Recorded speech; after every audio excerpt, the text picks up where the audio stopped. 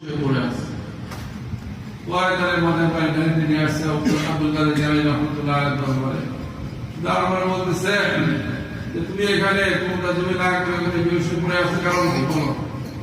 বলে যে হুজুর আপনি যে কাজ দিয়েছিলেন আমি তো গেছি, যাওয়ার পরে জঙ্গলে বিন্দরে যেখানে যাই পাহাড়ের ভয়ার মধ্যে আমার সর্বদাই মনে হয় আমি একা নাই, অবুয়া মাহবুব আল্লাহ তো আমার সাথে আছে, আমি দ্বিতীয় জায়গায় কোনো জায়গায় একা একা পাইনি।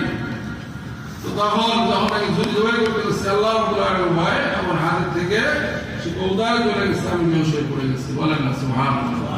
এই রকম অনুভূতি আমাদের কি সকলের দিলের মধ্যে যেন আসে, এই জন্য ছিল রোজা আমাদের জন্য খরচ করা হয়েছে।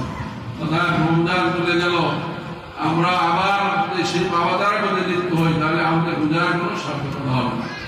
সম্মানিত মুসলিম ইসলাম সবাই বেশি আমাদের কাছে নাই, আমরা সকলেই খেয়াল করবো। আজকে আমরা ঈদগাহে যেমন আসছি, গোসল করে আসছি, নিজে কাপড় পরে আসছি, পায়ে হেঁটে আসছি, আমাদের জন্য এমন একটা দিন অপেক্ষা করতেছে যেদিন আমরা নিজে গোসল করতে পারবো না। আমাদেরকে কি করা হবে?